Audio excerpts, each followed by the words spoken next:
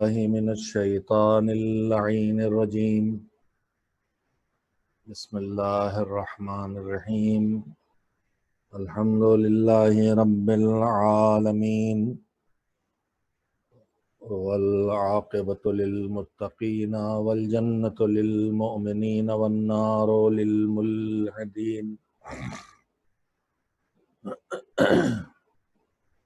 والصلاة والسلام على سيد الأنبياء والمرسلين، سيدنا ونبينا وشفيعنا أبي القاسم محمد.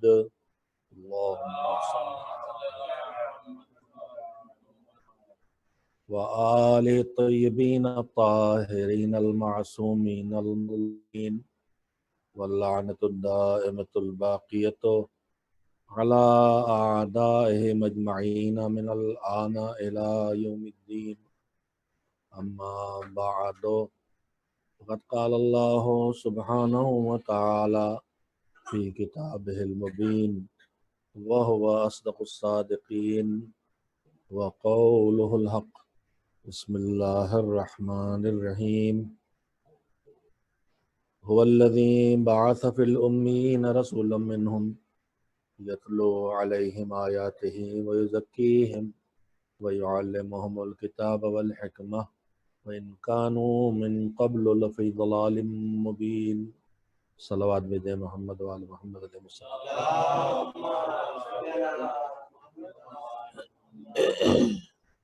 مجلس ایصال ثواب ہے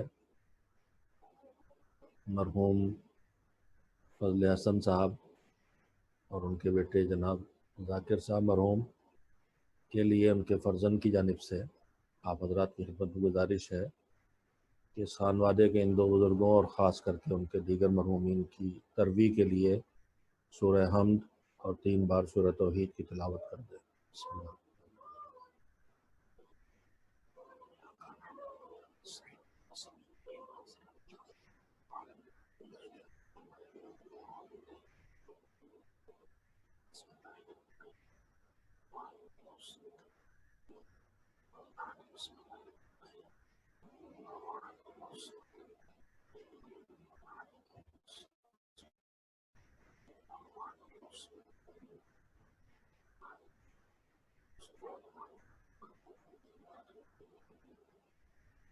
ایک بار صلوات بھیجے محمد والے محمد علیہ السلام پر.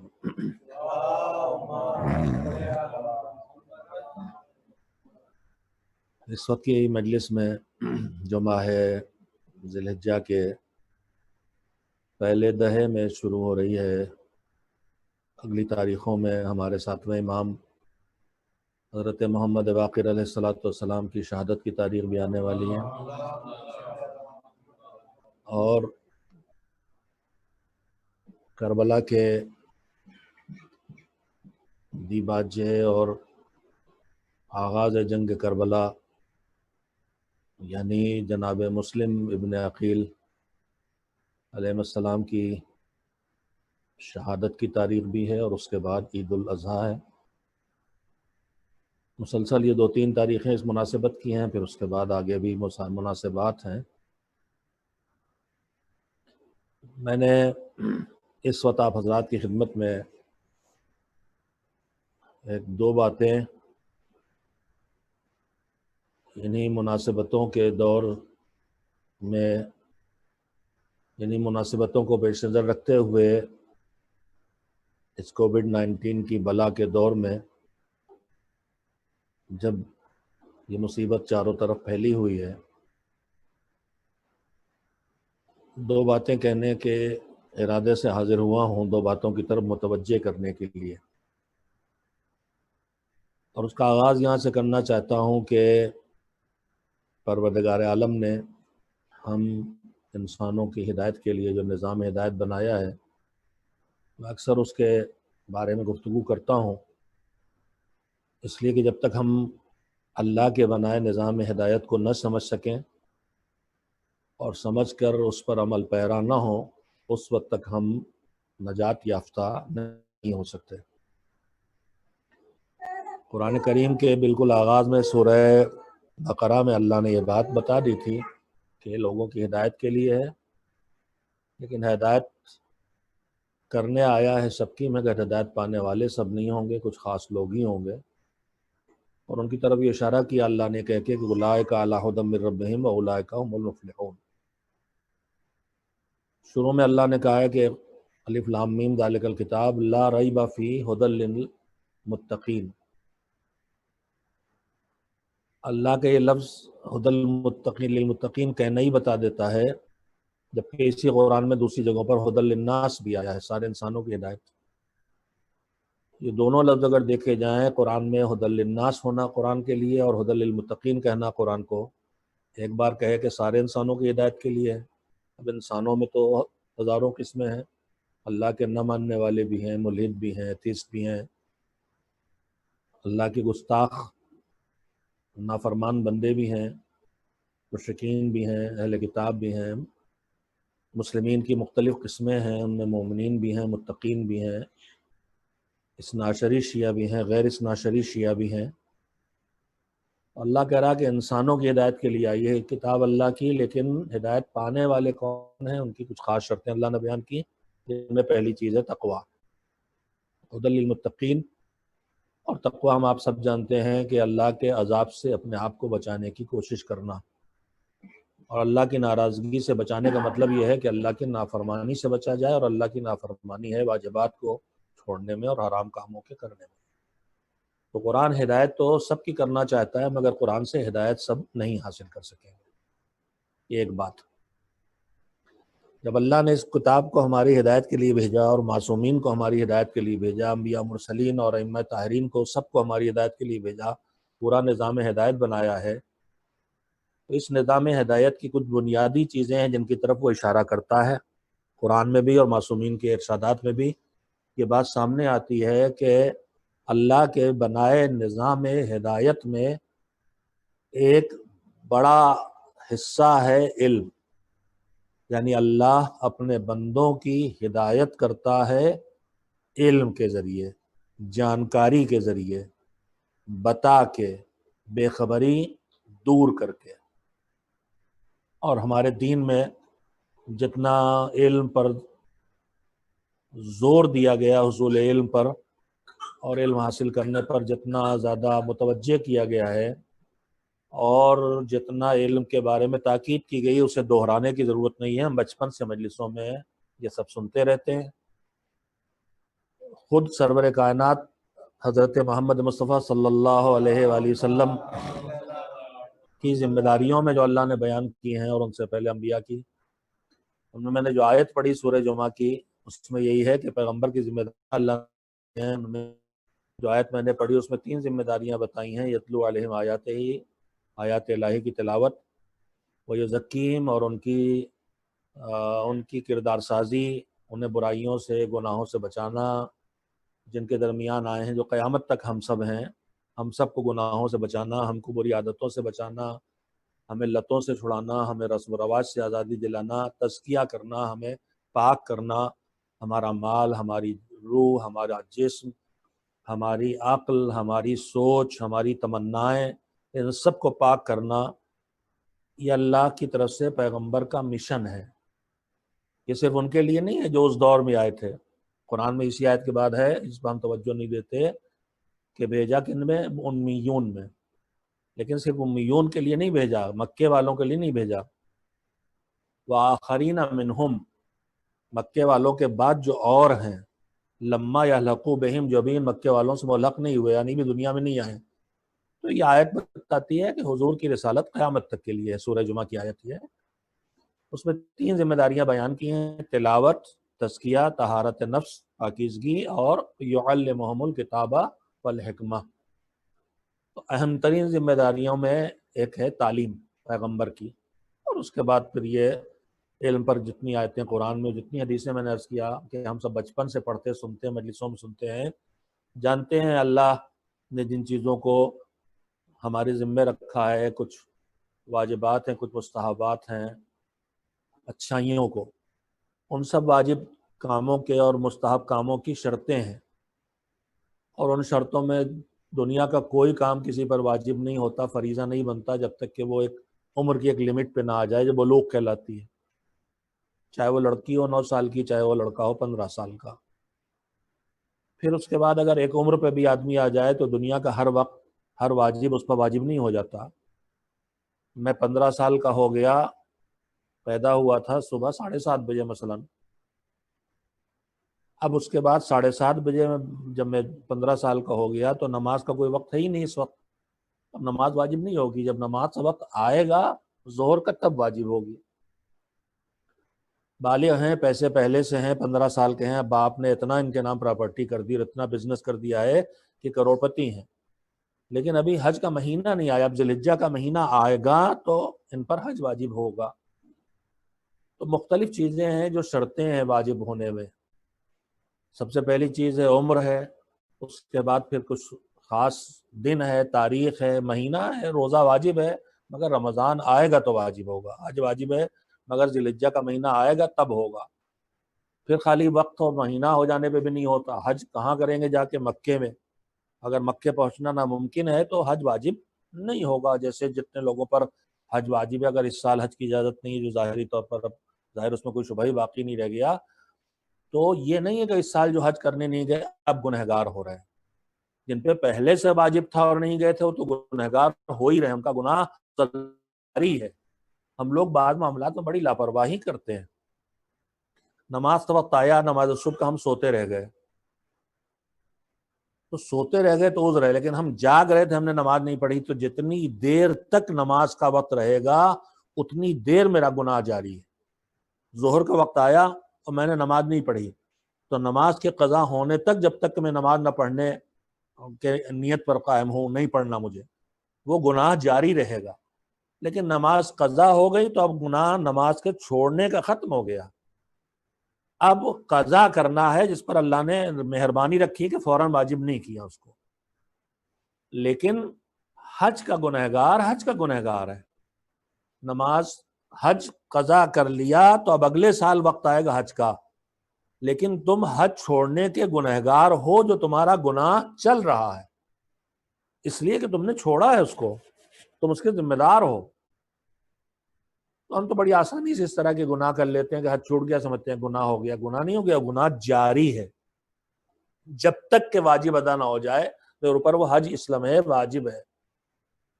تو ان چیزوں کا بھی ہمیں خیال کرنا چاہیے۔ میں عرض کر رہا تھا کہ اگر اس سال کسی پہ حج اسی سال واجب ہوا تھا اور وہ حج پہ نہیں جا سکا، اس لیے نہیں جا سکا کہ مکے تک پہنچنے کے راستے بند ہیں، تو یہ گنہگار نہیں ہوا۔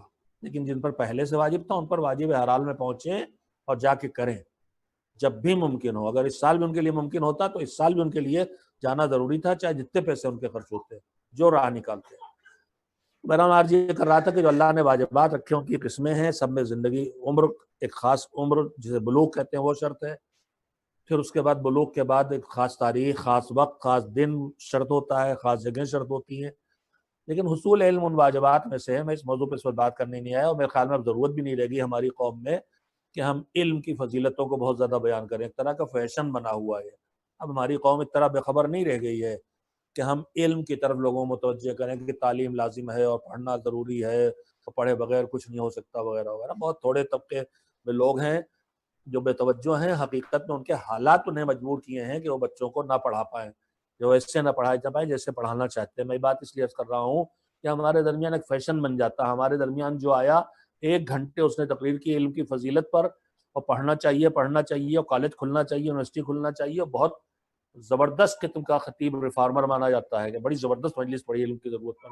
بھائی اب علم کی ضرورت سمجھانے کی ضرورت نہیں ہے، اب علم پہنچنے کے راستے بتانے کی ضرورت ہے۔ ایک چھوٹا سا اسکول اپنے یہاں کھولیے، ایک چھوٹا سا مکتب اپنے یہاں کھولیے، ایک کوچنگ شروع کیجیے اپنے گھر میں، ایک بچے کو ٹیوشن پڑھائیے، ایک بچے کی فیس دیجیے۔ اب مجلسوں میں علم پڑھو پڑھو پڑھو کی مہم چلانے کی، البتہ میری سوچ ہے، غلط ہے تو مجھے اس سے میرے لیے ثابت کر دیا جائے۔ تو یہ آج کل بہت چیزیں فیشن بنی ہوئی ہیں کہ ماڈرن مولوی کہلائے گا اگر اس طرح کی تقریریں کرے۔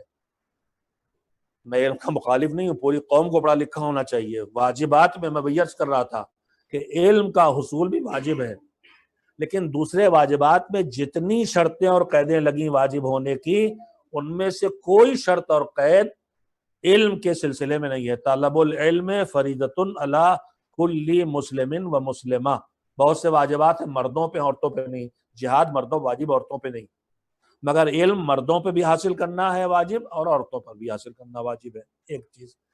اسی طرح سے علم دنیا کا ہر واجب ایک بلوغ کی عمر کے بعد آتا ہے، اس کی ذمہ داری، مگر علم کے بارے میں پڑھیے تو روایت ہے کہ اطلبوا العلم من المہد الی اللحد، مہد یعنی گہوارہ، گہوارے سے لحد یعنی قبر تک علم حاصل کرو۔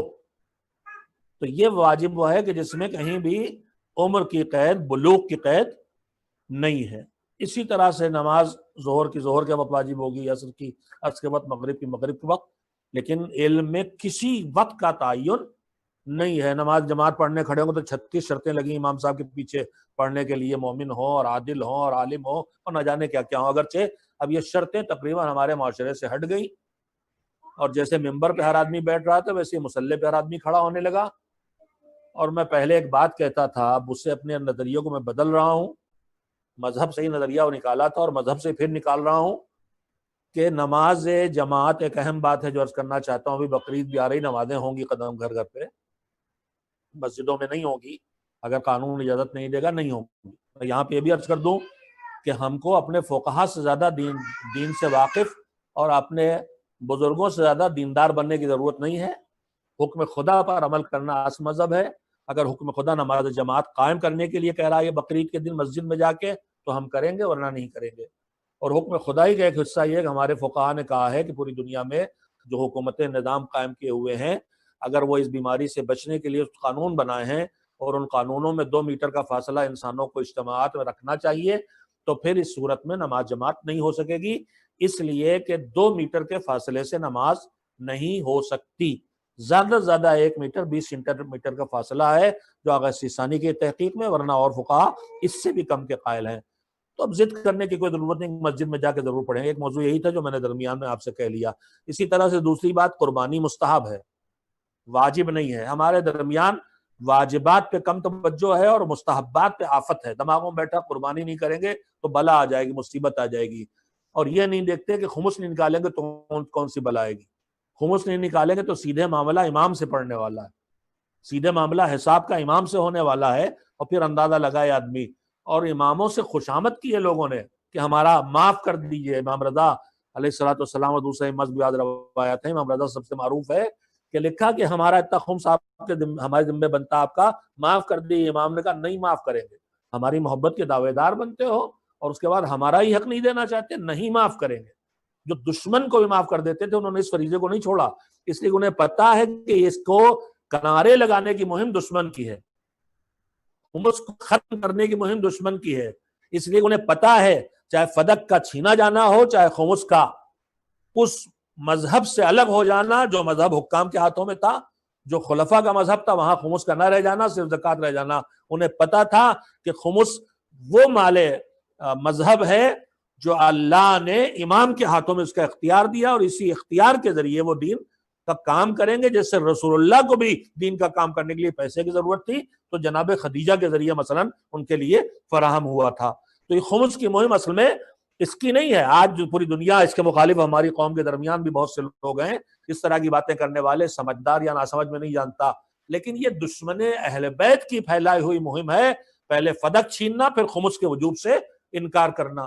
تو خمس واجب ہے، ہم اس کے لیے پریشان نہیں ہوتے۔ مجھے بانی تنظیم مولانا سید غلام عسکری اللہ مقامہ کی مجلس کا حصہ یاد ہے کہ صاحبزادے پریشان ٹہل لیں، کیا ہوا کہ امی نے، ابا کا انتقال ہو گیا، امی ہیں گھر میں اور اتنے پیسے ہم لوگوں نے جمع کیے ہیں اور بکرا نہیں مل رہا ہے، قربانی کیسے ہوگی، بکرا نہیں مل رہا، قربانی کیسے ہوگی، اس میں پریشان ہے۔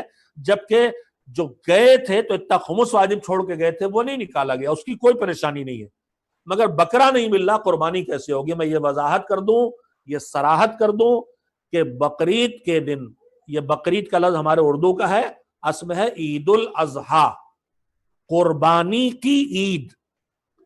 عید الاضحیٰ کا مطلب قربانی کی عید ہے، یعنی قربانی کا دن ہے۔ تو سب سے پہلے اپنے جذبات کی قربانی ہمیں سیکھنا ہے۔ جیسے عید الفطر فطرت کی عید ہے، ویسے یہ اضحیٰ قربانی کی دن ہے، کی عید ہے۔ یہ ضحیٰ نہیں ہے، بعض لوگ عید الضحیٰ کہتے ہیں اور اسی سے ترجمہ بھی نکالتے ہیں۔ یہ عید الاضحیٰ ہے، قربانی کی عید۔ اس دن قربانی کرنا سب سے بڑی چیز، قربانی۔ حکم خدا کیا ہے وہ مجھے کرنا ہے.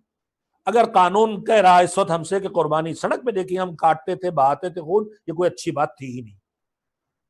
ہم بار بار پڑھتے ہیں روایات میں النظافت من الایمان، اور نظافت نصف ایمان ہے، صفائی نصف ایمان ہے، اور صفائی ایمان سے، اور سب سے زیادہ گندگی ہمارے ارد گرد دکھائی دیتی. کم سے کم اپنے دروازے ہی کو ہم سب صاف رکھنا سیکھ لیں. ہمارے گھر کے دروازے کے سامنے جو نالی اور سڑک ہے اتنا ہم صاف رکھیں گے تو پھر ہمیں میونسپلٹی کی خود ہی ضرورت نہیں رہ جائے گی. مگر یہ سب ہماری ایسی بگڑی عادتیں ہیں جن کو اسلام 14 صدیوں بھی ٹھیک نہیں کر سکا. کہاں سے پکی کر لی ہم نے؟ گندگی پھیلانے کی عادتیں، دوسرے کو حقوق کو چلنے کی عادتیں، اپنے گھر کا کوڑا دوسرے دروازے پہ ڈالنے کی عادتیں. تاریخ تو پڑھتے ہیں رسول اللہ کی بڑھیا کوڑا ڈالتی تھے، رسول اللہ عیادت کرنے چلے گئے، اور ہم اپنے گھر کا کوڑا روزانہ دوسروں گھر پھینکتے ہیں. اور میری آواز بمبئی جا رہی ہے تو وہاں میں دیکھتا ہوں کہ چھت پر سے 7ویں منزل سے کوڑا پھینکا جاتا ہے اور نیچے تقسیم ہوتا جاتا ہے بیچارے گزرنے والوں پر. کہاں سے انسانیت؟ اسلام تو چھوڑیے. اور یہ سب میں اپنے مسلم محلوں میں دیکھتا ہوں. اوپر سے پھچاٹ سے آ کے پڑتا ہے بھارت کا بچا ہوا کھانا، آپ چاہے کہ جیسے کپڑے پہن کے جا رہے ہو، جو انسانیت کے خلاف ہے. میں بولنے لگتا ہوں تو ایسے ہی بولتا ہوں. تو میں عرض کر رہا تھا عید الاضحیٰ کی قربانی مستحب ہے، واجب نہیں ہے.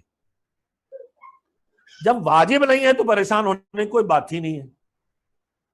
نماز عید الاضحیٰ بھی جماعت سے پڑھنا مستحب ہے، واجب نہیں ہے. فرادہ پڑھنا بھی مستحب ہے اور کافی ہے. اور اگر جماعت سے پڑھنا ہے تو آپ اپنی فیملی کے اندر پڑھ سکتے ہیں. کوئی پابندی ضروری نہیں کہ آپ مسجد میں جا کے پڑھیں. عید الاضحیٰ اور عید الفطر کی نماز کے لیے مستحب یہ ہے کہ اگر قابل عمل ہمارے لیے ہے تو ہم پورا شہر والے ایک ساتھ نکل کے آبادی کے باہر جا کے میدان میں پڑھا کریں. ہمارے برادران اہل سنت نے عیدگاہیں بنائی ہیں، ہم سے تو بہتر کیا ہی انہوں نے، کم سے کم اگرچہ وہ شہر سے باہر نہیں ہے.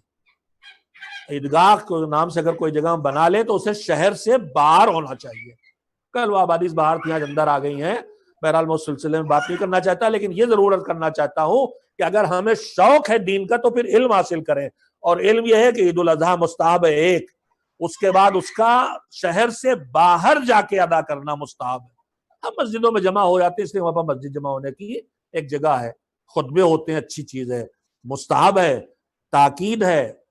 عصر ظہور ہے ائمہ میں، یعنی 11 امام جب تشریف فرما تھے اس وقت واجب بھی تھی. آج مستحب ہے، آج واجب نہیں ہے. ایک آدھ فقی آج کل جدید پیدا ہوئے ہیں جنہوں نے حکم دے دیا ہے کہ واجب ہے، وہ جانے، ان کی دلیل جانے، ان کا خدا جانے. لیکن عصر غیبت سے آج تک کے فقہا نے کسی نے بھی نماز عیدین کو عصر غیبت میں واجب نہیں جانا ہے. مستحب ہے، ترک بھی ہو جائے کوئی مصیبت نہیں، ورنہ گھر میں پڑھ لیں. مسجد میں آ کے پڑھنا لازمی نہیں ہے. اگر ہم خلاف قانون، جو قانون حفاظت انسانی کے لیے بنایا گیا، اگر ہمیں کہیں یہ اطمینان اور یقین حاصل ہو جائے کہ جیسے اسرائیل میں قانون بنتا ہے اسلام روکنے کے لیے، تو پھر ہمارے اوپر وہاں مقابلے میں کھڑا ہونا واجب. جو ہمارے فقہا ابھی وہ نہیں کہہ رہے کہ پورے دنیا میں جو کووڈ-19 کی وجہ سے پابندیاں لگی ہیں یہ سب اسلام میں لگی ہیں، آپ لوگ کھڑے ہو جائیے. ایک اسلامی پابندی تھوڑی رکی ہے. مندر بھی بند ہے، مسجد بھی بند ہے، گرجا بھی بند ہے، سبھی بند ہے. اور ہمارے سمجھدار اور باشعور لوگوں نے بار بار اپیل بھی کی. ابھی مجھے یاد نہیں آتا لیکن مہاراشٹر کے کسی منسٹر کی اپیل آئی تھی کہ مجھے خیال یہی آتا ہے وزیر اعلیٰ سے کہ اجازت دی جائے تاکہ اس کووڈ-19 کی بلا میں ہم ان ٹھکانوں پہ جا سکیں جہاں اپنے بھگوان، اپنے خدا، اپنے مالک، اپنی مصیبتوں کو دور کرنے والے سے نزدیک ہو کے لو لگا سکیں اور اس مصیبت سے کہ ٹلنے کی دعا کر سکیں. اس کے لیے قانون بنائے جا سکتے ہیں. اب شاید ہماری حکومت یہ سوچ رہی ہے کہ اتنی بڑی نسل کو پابند بنانا قانون کا کہ مندروں میں بھی 2 میٹر فاصلہ رہے اور مسجدوں میں بھی فاصلہ رہے، شاید ان کو لگتا ناممکن ہو. لیکن میں اپنی یہیں پر مجھے کہنے کا موقع مل گیا ہے تو میں اپنی حکومت سے کہنا چاہتا ہوں کہ آپ نے ہماری قوم کو، جو حسین والے ہیں، ان کو دیکھا ہے. ہم نظم و ضبط والے لوگ ہیں. ہمارے ایام اعزاں نزدیک آ رہے ہیں، محرم نزدیک آ رہا ہے، مجلسیں نزدیک آ رہی ہیں، جلوس نزدیک آ رہے ہیں. ہم آپ سے وعدہ کرتے ہیں کہ اگر آپ ہمیں قانون بنا کے پابندیوں کے ساتھ اجازت دیں گے تو ہم ان قانونوں کی پابندی کے ساتھ عزاداری کریں گے. چاہے اس وجہ سے مجلس ہو رہی ہے کہ ہم فاصلے سے بیٹھ کے مجلس سن رہے ہیں اور کر رہے ہیں، اور ہم آن لائن مجلس کر رہے ہیں. یہاں جو چند لوگ بیٹھے ہیں وہ فاصلے سے بیٹھے ہوئے ہیں. اسی طرح سے جماعت میں ہمارا فاصلہ اتنا کافی نہیں، اس لیے ہم جماعت نہیں کرتے، لیکن مجلس میں ہم 2 میٹر کہیں، آپ 3 میٹر کہیں، 5 میٹر کہیں، ہم اتنے فاصلے سے بیٹھیں گے. لہذا ہمیں اجازت دیجیے گا محرم میں عزاداری سے خدا کے لیے ہمیں نہ روکیے گا، ہماری زندگی ہے. ہمارا مشکل ہو جائے گا اپنے جذبات پہ قابو رکھنا اور ہمارے بچوں کو کنٹرول کرنا. میں وہ ہرگز نہیں چاہتا، ہم میں سے حسینی نہیں چاہتا. اسی طرح سے جلوس میں آپ اجازت دیجیے گا، انشاءاللہ ہم پورے ڈسپلن کے ساتھ، جن فاصلوں کی شرط کے ساتھ آپ جلوس کے لیے کہے گی حکومت، ہم اس پر عمل کریں گے. بات میں بات آتی رہی، میں نے چند ضروری باتیں اس بہانے کہہ لیں. عید الاضحیٰ کی قربانی واجب نہیں ہے. بعض لوگوں نے فقہا سے بھی پوچھا ہے، مجھے ایک میڈیا پہ پڑھنے کو ملا، براہ راست تو میں نے نہیں دیکھا، عربی فارسی میں اردو ہی میں پڑھا ہے، کہ لوگوں نے پوچھا کہ عید الاضحیٰ کی قربانی اس وقت ہے، شاید مشکل ہو جائے کرنا، اب کیا ہم اس کی جگہ جو اس وقت کووڈ-19 کی وجہ سے لوگ متاثر کا اپنا اجر ہے، جو معقول بات. عید الاضحیٰ کی قربانی کا اپنا اجر ہے اور غریب کو کھلانے کا اپنا اجر ہے. نماز کا اپنا ثواب ہے، روزے کا اپنا ثواب ہے، صدقے کا اپنا ثواب ہے، خمس کا اپنا ثواب. ہمارے درمیان ایک چیز یہ بھی آ گئی کہ یہ اس کے بدلے میں ہو جائے گا. جیسے ہم 100 رکعت نماز جو شب قدر کی ہے، اس میں 100 رکعت کے بجائے 6 دن کی قضا پڑھ لیتے ہیں، اس لیے کہ ہمارے فقہاء، علماء اور سمجھدار اور باشعور دینداروں نے کہا کہ مستحب بعد میں جانا، پہلے اپنا واجب ادا کر لو جس پہ پٹائی ہونے والی. تو یہ سمجھداری کی بات ہے، بالکل شعور کی بات ہے. تو اگر میرے سامنے 2 معاملے ہیں اور میرے پاس رقم اتنی ہے، 5,000 کا ایک بکرا خرید سکتا ہوں، اور اس 5,000 سے یا تو بکرا خرید کی قربانی کر دوں، گھر میں کاٹوں، حکومت رسوا بندی نہیں. حکومت کری سڑک پہ جا گندگی مت کرو. میں نہیں سمجھتا ہوں کہ قربانی یعنی جانور ذبح کرنے ہی پابندی لگا دی گئی، اس کے شرائط کے ساتھ، مجھے نہیں معلوم ٹھیک سے، خیر. لیکن بہرحال جانور تو فراہم نہیں ہے. اگر فراہم نہیں ہے، نہیں کر سکتا، تو پوچھا گیا کہ اس کے بجائے غریبوں مدد کر دیں، ان کا بہت اچھی بات ہے. اب یہ ہمیں پوچھنے کی ضرورت بھی نہیں ہے، کامن سینس کے، مذہب کے کامن سینس کی بات ہے. اور مذہب کے کامن سینس کی بات سیدھی سیدھی یہ ہے کہ ایک طرف ایک نیک کام، دوسری طرف دوسرا نیک کام. میں ہمیشہ دہراتا ہوں، ایک طرف میں وضو کر رہا ہوں، 3 چلو پانی میرے پاس، 3 چلو ہے بس، ایک چہرے کا، ایک داہنے ہاتھ کا، ایک بائیں ہاتھ کا، اور دوسری طرف ایک سامنے میرے کتا پیاسا ہے.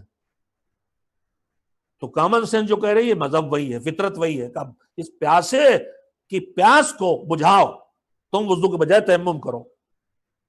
انسان تو دور کی بات. تو میں اسی طے کرنے کی بات ہے، میرے پاس اتنی رقم ہے، میں اس سے جانور کاٹ کے اور ان میں بانٹ دوں جو ضرورت مند نہیں ہے، یا اس کے بجائے میں قربانی نہیں کر پا رہا تو ان تک پہنچا دوں ضرورت مند ہیں، چاہے ان کے پاس کھانا نہ ہو، چاہے وہ بیمار ہو، علاج کا پیسہ نہ ہو، اور چاہے ان کے پاس بچوں کی فیس نہ ہو. جس وقت ہمارے حالات ہمارے ملک میں دیکھنے کو ملنے میں، اس کی اپیل بھی کر چکا ہوں کہ کووڈ-19 کی پابندیوں کی سختی گھٹنے کے بعد اور لاک ڈاؤن کو کم ہونے کے بعد اب لوگ روزی تو کسی طرح کما رہے ہیں، لیکن ایک بہت بڑا طبقہ اب بھی روزی نہیں کما پا رہا ہے. لیکن ان کے ساتھ ساتھ جو لوگ روزی کما رہے ہیں، ان کے ساتھ بھی مشکلات ہیں. ان کے بچوں کی فیس باقی اسکول مانگ رہے ہیں، ان کے پاس پیسہ نہیں ہے، اور کوئی کسی کو قرض دینے کے لائق نہیں رہ گیا ہے. اور اسی طرح سے لوگوں بیمار ہیں، علاج کرا رہے ہیں، اور علاج کے پیسے بھی ان کے پاس نہیں ہیں، لہذا اس راہ میں خرچ کریں.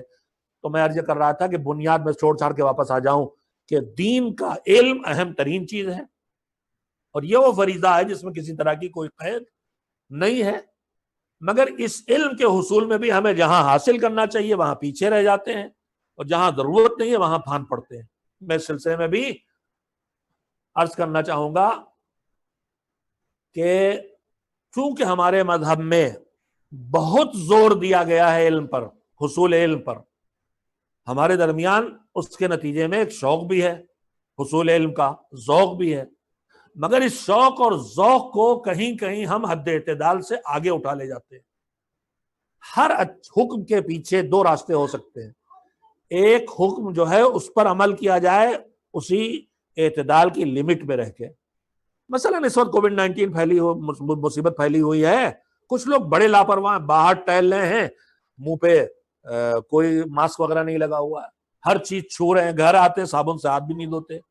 ایک اس کے الٹے ہیں، جیب میں وہ لیے ٹہل رہے ہیں، کیا کہلاتا ہے وہ سینیٹائزر لیے ٹہل رہے ہیں، ہر 5 منٹ کے بعد صفائی ہو رہی. تو ایک وہ کنارے ہیں، اس کنارے، ایک اس کنارے. ہمارے کچھ عزیز بھی ہیں ایسے ماشاءاللہ جو تھوڑی دیر کے بعد سینیٹائزر نکال کے ہاتھ صاف کر لیتے ہیں. اب یہ 2 افراطی مزاج لوگ ہیں. ایک اس ایکسٹریم پر ایک گندگی کی راہ پہ بیماری لانے والا، اور ایک اس بیماری سے بچنے کے چکر میں وہم کا شکار، اور خدا نہ کرے اتنا سینیٹائزر استعمال کر لے کہ خدا نہ کرے جلد کی کوئی بیماری پیدا ہو جائے، جیسا کہ دیکھنے اور سننے اور پڑھنے کو مل رہا ہے کہ سینیٹائزر کا بے ڈنگا استعمال کینسر کا سبب بھی بن سکتا ہے۔ تو اس طرح سے ہر معاملے میں ہمارے درمیان اللہ نے ہمارے اندر خواہش رکھی ہے، گھر بنانے کی، پیسہ کمانے کی، شادی کرنے کی، بچوں پالنے کی، ساری خواہشات رکھی ہیں۔ یہ خواہش زندگی کی ضرورت ہے، اگر اس سے اللہ الگ کر دے تو نہ کوئی گھر بنائے گا، نہ شادی کرے گا، نہ روزی کمائے گا، یہ دنیا اجڑ جائے گی۔ اور خواہش ہی آخرت کو بھی آباد کرواتی، اچھے کام بھی خواہش کرواتی، جنت کی خواہش، نعمتوں کی خواہش، یہی تو ہم سے اچھے کام کروا رہی۔ تو یہ خواہش ایک ضروری چیز ہے، لیکن اب اس میں دو طرح کے لوگ ہوتے ہیں۔ خواہشات کی بہت شدید مخالفت کی گئی مذہب میں، زہد پہ زور دیا گیا، دنیا پرستی کے خلاف، ہوس نفسانی کے خلاف بہت تعلیم دی گئی۔ اب کچھ افراد پہ چلے گئے، درویش بن گئے، شادی بھی نہیں کریں گے، گھر بھی نہیں بنائیں گے، کمائیں بھی نہیں، مانگ کے کھائیں گے، صوفی بن گئے۔ یہ اس کنارے چلے گئے جنہوں نے دنیا کے ترک دنیا اور حب دنیا کی مذمت پہ اس ایکسٹریم پہ چلے گئے جو مذہب نہیں لے جانا چاہتا۔ دوسرے اس کے الٹے ہو گئے، حرام حلال کے بغیر روزی کمائیں گے، حرام حلال کے بغیر ہر لذت دنیا حاصل کریں گے، حکومت پہ بھی قبضہ کریں گے، جاگیر پہ بھی قبضہ کریں گے، بینک بیلنس بھی بنائیں گے۔ تو دو طرح کے لوگ ہیں۔ اسلام نقطہ اعتدال ہے، بیلنس کا پوائنٹ ہے۔ علم کے معاملے میں ہمارے درمیان دو طرح کے ہو گئے، کچھ تو بالکل ہی بے خبر ہیں، اور کچھ کوڑا کباڑ کا علم جمع کیے ہوئے ہیں اور ضروریات کا علم ان کے پاس نہیں۔ اور ہماری قوم میں اس وقت دیکھیے سب سے ضروری علم، اگر اللہ کہتا ہے علم حاصل کرو فریضہ ہے، تو اس فریضے کے ہونے کا مطلب کیا ہے؟ علم کی دنیا بہت بڑی، سب سے پہلے مجھے کون سا علم حاصل کرنا چاہیے؟ اگر میری فطرت نے مجھے، یا میرے ماں باپ کی گود نے، ماحول نے مجھے اتنا یقین دلا دیا ہے کہ اللہ ہے، دین ہے، آخرت ہے، نبی ہیں، رسول ہیں، اس علم تک ہم پہنچ گئے، ایمان تک پہنچ گئے، تو اب اس کے بعد ہی ہمارے سامنے ایک دوسری چیز آتی ہے کہ ہم آزاد نہیں بنائے گئے، ہمیں اللہ نے آزاد نہیں چھوڑا کہ جیسے چاہو زندگی بسر کرو۔ ہماری زندگی کے لیے ایک قانون ہے جو اللہ کا بنایا ہوا ہے۔ تو جیسے ہی ہمیں معلوم ہو کہ ایک قانون ہے اللہ کا بنایا ہوا جو ہماری پوری زندگی کے لیے ہے، وہیں سے ہمارے اوپر سب سے پہلے واجب ہو جائے گا کہ ہماری زندگی کے لیے جو اللہ نے قانون بنایا ہے، کیا قانون، کیا کرو کیا نہ کرو، کیا کھاؤ کیا نہ کھاؤ، کیا پہنو کیا نہ پہنو، کیا دیکھو کیا نہ دیکھو، کیا سنو کیا نہ سنو، کیا کرو کیا نہ کرو، اس کا جاننا۔ اگر میں یہ نہیں جانتا تو کہیں حرام کا کام کروں گا اور کہیں واجب چھوڑوں گا۔ لیکن اگر مجھے نہیں پتا ہے کہ سن 2 ہجری میں احد ہوئی تھی کہ سن 5 ہجری میں ہوئی تھی، اس سے کیا فرق پڑتا ہے میرے اوپر؟ مگر ہمارے یہاں مزاج تاریخ میں جان لگائے پڑے ہیں، فلسفے میں جان لگائے پڑے ہیں، ہسٹری پڑھے چلے جا رہے ہیں، عقائد کی باریکیوں میں اللہ ایک ہے، عادل اتنا کافی ہے۔ اب اس کے بعد باریکیوں میں جا رہے ہیں، معصومین علیہ السلام کی خلقت عصمت والے ہیں، وہ اتنا کافی ہے، وہ اللہ سے ان کو منصب ملا امامت و نبوت کا، اتنا جاننا کافی ہے۔ اب عصمت کا مطلب اس کی باریکیوں میں جا رہے ہیں، نور کی خلقت ہے اس کی باریکیوں میں جا رہے ہیں۔ ان باریکیوں میں جائیں چاہے نہ جائیں، ہماری زندگی پر اس کا کوئی اثر پڑنے والا نہیں اگر ہم نے ان کو اپنا حاکم اور اپنا امام، اپنا راہبر، اپنا مولا اور اپنا معصوم حاکم مان لیا ہے۔ لیکن ہوتا یہ کہ ان باریکیوں میں ہم چلے جاتے ہیں جن باریکیوں میں جائے بغیر بھی اللہ کے احکام کی اطاعت ہو سکتی ہے، اور سیدھے سیدھے اللہ کے احکام کی جانکاری ہم حاصل نہیں کرتے۔ فضول کے سوالات ہمارے درمیان بہت ہوتے ہیں، تاریخ سے جڑے، جغرافیہ سے جڑے، نہ جانے کربلا میں ایک واقعہ گزرا، اگر اس کے سارے جزیات ہمیں 100% شیور اور صحیح نہیں معلوم تو اس سے کیا بگڑتا ہے میرے عقیدے میں یا کیا بگڑتا ہے میرے عمل میں؟ پہلا شہید خانوادہ حضرت امام حسین علیہ السلام سے پہلا شہید کون تھا اگر ہمیں نہیں معلوم ہو پایا، اس سے میرے عقیدے میں کیا بدلنے والا ہے اور میرے عمل میں کیا بدلنے والا ہے اور میرے اخلاق میں کیا اثر پڑنے والا ہے۔ تو ہم ان طرح کی چیزوں میں بے حساب وقت لگاتے ہیں، اور جو اصلی جگہ جاننے کی ہیں، احکام خدا کا جاننا، میرا واجب کیا ہے، میرا فریضہ کیا ہے، میری ذمہ داری کیا ہے، میری ڈیوٹی کیا ہے، اس وقت یہ آفت آئی ہے تو اس میں میری ذمہ داریاں کیا کیا ہے، جب یہ آفت نہ ہو تو ذمہ داریاں کیا کیا ہے، جب ہمیں اجازت ملے قانون سے تو کریں تو، اور نہ اجازت ملے تو اس میں ذمہ داریاں کیا؟ ادھر ہماری پہنچ کم ہوتی ہے۔ میں نے اس وقت یہی 2-3 باتیں آپ حضرات کی خدمت میں کہنا چاہی تھی، اور اس نیت سے کہنا چاہی تھی کہ مجلس انہوں نے کی ہے جو بانی تنظیم مولانا سید غلام صلی اللہ مقامہ کے اس چاہنے والے بزرگ مرحوم شیخ فضل حسن جو بمبئی میں آباد ہو گئے تھے، مدراس کے رہنے والے، اس کے خاندان سے ہیں، اور انہوں نے چاہا کہ رشتہ ہم لوگوں کے درمیان جڑا رہے۔ اللہ ان کی مغفرت فرمائے۔ ان بھائیوں میں اب صرف ایک بھائی میرے خیال سے بچے ہیں، رضا بھائی پلاسٹک والے، اللہ ان کی حفاظت فرمائے، اور باقی جو ان کی نسل ہے ان میں دینداری کو اور اس کو آگے بڑھائے۔ آئیے مل کے ہم آپ مہم چلائیں، باشعور دینداری۔ غلام عسکری نے نعرہ دیا تھا اس قوم کی ہر فرد کو دیندار بنا دو۔ غلام عسکری نے دیندار نعرہ دیا تھا، دیندار بناؤ، اور دیندار بناؤ کی آئیے مہم چلائیں، آئیے مہم چلائیں۔ باشعور دیندار بننے کی ضرورت ہے۔ اب دشمن نے ایک اور حملہ کیا ہے، بے شعور دیندار بنا دیے ہیں، دین نہ ہو اور اسے دین سمجھ کے اپنانے والے، دین نہ ہو اور اسے دین سمجھ کے کر ڈالنے والے۔ لہذا ضرورت ہے کہ دین کے ساتھ ساتھ شعور دین بھی پیدا کیا جائے، اور دین کی بصیرت بھی پیدا کی جائے، کیا کرنا ہے، کب کرنا ہے، کیسے کرنا ہے، جس کا کربلا ہر جگہ سبق دیتی ہے۔ ظہر عاشور اول وقت نماز آتے ہی جنگ جاری ہے، جہاد چل رہا ہے، مگر اسی وقت ایک عام سا صحابی جس کا تذکرہ کسی فقہا کی فہرست میں بھی نہیں ہوتا، وہ کہتا ہے ابو ثمامہ سیداوی کہ اول وقت نماز ہے، آپ کی ابتدا میں پڑھ لیں، بجائے اس بحث کے کھڑے کرنے کے کہ یہاں پر نماز زیادہ فضیلت والی ہے کہ جہاد۔ امام کا فیصلہ سامنے ہے، ان کا تقاضا سامنے ہے، ائمہ کا عمل سامنے ہے، امام کا عمل سامنے ہے، اصحاب ائمہ کا عمل سامنے ہے، اور اس میں جنگ کے وقت بھی 2 حصے لشکر کے ہوئے ہیں جس پر ہم توجہ نہیں دیتے مذہب کی ناواقفیت کی وجہ سے۔ دونوں کام جاری رہے ہیں، جہاد بھی، دفاع بھی، اور نماز بھی۔ جو 2 سر سامنے کھڑے ہیں، حسین کے ہلال اور سعید، یہ جہاد کر رہے ہیں، اور بظاہر روایات کے مطابق جناب حبیب ابن مظاہر بھی جنگ کرنے چلے گئے ہیں، اس لیے کہ مذہب کہتا ہی ہے کہ جب جہاد چل رہا ہو، جنگ چل رہی ہو، اور نماز پڑھنا ہو تو نماز خوف اس نماز کا نام ہے۔ البتہ وہ ہمارے لیے یہ لفظ ہے، کربلا والوں کے لیے نہیں ہے، ان کے لیے تو نماز شوق ہے۔ وہ اس میں 2 حصے لشکر کے کیے جائیں، ایک نماز پڑھے اور ایک لشکر کا مقابلہ کرے، حکم دیا گیا ہے۔ تو یہ شعور و بصیرت کی پوری دنیا ہے، اور یہاں شعور و بصیرت سے خالی نہ کوئی بزرگ نظر آتا ہے، نہ کوئی بچہ نظر آتا ہے۔ خود آپ ملاحظہ کریں اگر کہ اس پورے قربانی کے اس تاریخ میں 2 طرح کے لوگ ہیں، ایک جان دے کے سر کٹا کے سو جانے والے، اور ایک سروں سے چادریں چھیننے کے بعد ننگے سر بازار کوفہ و شام میں جانے والے۔ دونوں جگہ بروقت اور صحیح فیصلہ کرنے والے لوگ ہیں کہ جن کے فیصلے پر امام وقت نے تائید و تاکید کی ہے، اور جنہوں نے دنیا کے سامنے اپنی حقانیت کو پہچانوا لیا ہے، چاہے وہ کربلا کے مجاہد ہوں، اور چاہے وہ کوفہ و شام کے بازاروں میں جانے والے اسیر ہوں۔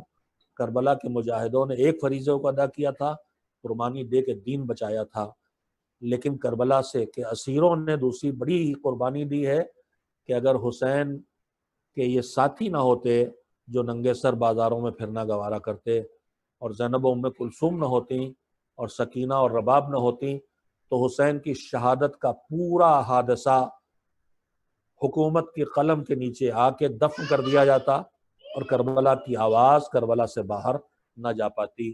مگر ان مظلومین کی مظلومیت نے یہ تاریخ قیامت تک کے لیے محفوظ کر دی، اور اس میں سب نے اپنے اپنے فریضے کو ادا کیا، اور جب جس سے ممکن ہوا بتایا کہ کیسی مظلومیت ہے اور کیسا ظلم ہے۔ بچپن سے ہم سنتے آ رہے ہیں، مجھ سے کہا گیا کہ بی بی سکینہ کے مصائب کا ذکر کیا جائے۔ بچپن سے سنتے آ رہے ہیں کہ ایک ہی رسن میں سارے قیدی سمیٹ کے باندھے گئے تھے، بازوؤں میں بیویوں کے رسیاں بندھی ہیں، اور وہی رسی چھوٹے چھوٹے جو بچی اور بچے ہیں ان کے بازوؤں میں نہیں بن سکتی، ان کے گلے میں پڑی ہے۔ یزید کے سامنے قافلہ کھڑا ہے، ننھی سکینہ سامنے کھڑی ہیں، گلے میں رسی ہے، بیویوں کے بازوؤں میں وہی رسی بندھی ہے، ایک ہاتھ گلے پہ رکھے ہیں، ایک ہاتھ چہرے پہ رکھے ہیں۔ کسی سے پوچھا کون؟ اسے پتا ہے، کہا حسین کے سینے پہ سونے والی سکینہ ہے۔ کہا کہ کیا بات ہے، یہ ہاتھ گلے پہ کیوں ہے؟ یہ ہاتھ چہرے پہ کیوں ہے؟ کہا حیا کے باعث چہرے پہ ہاتھ ہے، سر سے چادر چن گئی ہے، اور گلے پہ ہاتھ اس لیے ہے کہ 11 محرم سے یہ جو بسی بندی ہے بازو میں میرے گلے میں، یہ میری پھپھیاں کے بازو میں بندی ہے، اور جب ہم کو یکجا کیا جاتا ہے تو اگر بیویاں میری پھپھیاں سیدھے کھڑی ہوں تو میرے گلے کی رسی کھینچتی ہے، اور اگر وہ میرے گلے کا خیال کرے تو انہیں جھکے رہنا پڑتا ہے کب تک ایسا ہو، لہذا رسی کھینچ کھینچ کے میرے گلے میں درد ہو گیا ہے، زخم ہو گیا ہے۔ اسی پر نہیں اکتفا کی ظالم نے ظلم کی، سکینہ منظر بھی دیکھا ہے کہ سامنے تخت ہے، تخت کے نیچے تش میں باپ کا کٹا سر رکھا ہے، ایک نگاہ ڈال کے نگاہیں جھکا لی تھی۔ یزید نے کہا سنا ہے کہ تمہارے باپ تم سے بہت محبت کرتے تھے، کہا ہاں۔ کہا سنا سینے پہ سلائے بغیر تمہارے بابا کو نیند نہیں آتی تھی، کہا ہاں۔ کہا میں تو ایسے نہ مانوں گا، تمہیں امتحان دینا پڑے گا۔ کہا ظالم کیوں ظلم کرتا ہے؟ کہا نہیں، میں تو تب مانوں گا جب تم کو حسین تم سے محبت کرتے تھے، دعویٰ سچا ہے تب مانوں گا جب یہ تمہارے باپ کا کٹا ہوا سر تمہاری گود میں خود سے اٹھ کے آ جائے۔ ایک مرتبہ ننھی سکینہ نے جلے ہوئے کرتے کا دامن ہاتھوں میں پکڑا، ہاتھوں کو اٹھا کے آواز دی، بابا یہ ظالم تمہاری حکم محبت کا امتحان لے رہے ہیں، بابا بابا بابا آ جاؤ میرے بابا، میری گود میں آ جاؤ۔ ایک مرتبہ دنیا نے دیکھا سر حسین اٹھا اور اٹھ کے آ کے سکینہ کی آغوش میں آ گیا۔ ننھی سے بچی نے ننھے ہاتھوں میں بابا کے کٹے ہوئے سر کو لیا۔ ایک باپ کا سر ایک 3 سال کی بچی کی گود میں کیسے سنبھلا میں نہیں جانتا۔ میں کہوں گا علی در خیبر کا اکھاڑنا مشکل کام نہیں تھا، میں کہوں گا حسین تمہارے لیے اکبر کی لاش اٹھانا اتنا مشکل نہیں تھا، اے میرے مولا حسین اصغر کے 6 مہینے کے بچے کو تم نے اٹھایا مشکل تھا، مگر یہ دیکھو تمہارا سر اس نیسے کے بچی کی ہاتھ میں ہے، یتیمہ بھی ہے، تماچے کھائی ہوئی بھی ہے، سفر کی تھکی ہوئی بھی ہے، بھوکی پیاسی بھی ہے، اور اس کے بعد اتنی کم سنی ہے۔ میں نہیں جانتا سب تو قیدی تھے، باپ کا سر بیٹی سے کیسے چھڑایا گیا، مگر باپ بیٹی سے جدا ہوا، اور پھر جو دوبارہ ملاقات ہوئی تو گود میں سر لے کے منہ پہ منہ رکھا، تو پھر بابا کو رخصت نہ کیا، خود بھیا سے رخصت ہو کے بابا کے پاس پہنچ گئی۔ وَسَيَعْلَمُ الَّذِينَ ظَلَمُوا أَيَّ مُنقَلَبٍ يَنقَلِبُونَ أَلَا لَعْنَةُ اللَّهِ عَلَى الْقَوْمِ الظَّالِمِينَ۔ پروردگارہ محمد و آل محمد علیہ السلام کا واسطہ ہماری اس عبادت کو قبول فرما، اس سے جو اجر و ثواب ملے ان مرحومین کی روح تک پہنچا دے جن کے اصال ثواب کی مجلس ہوئی ہے۔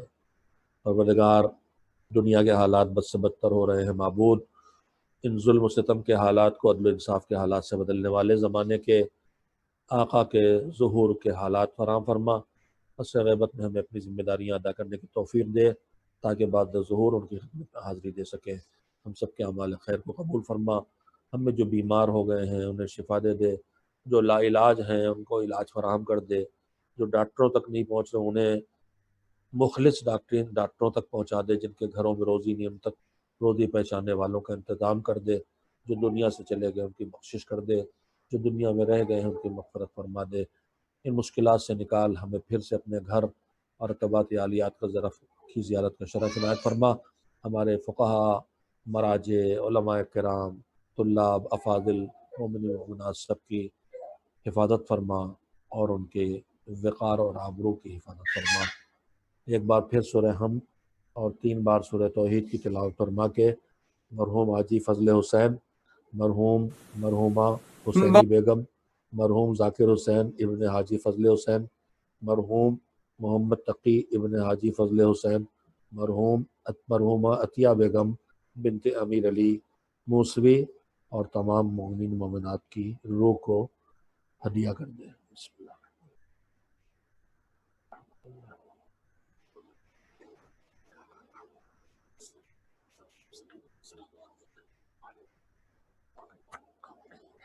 بسم اللہ الرحمن الرحیم۔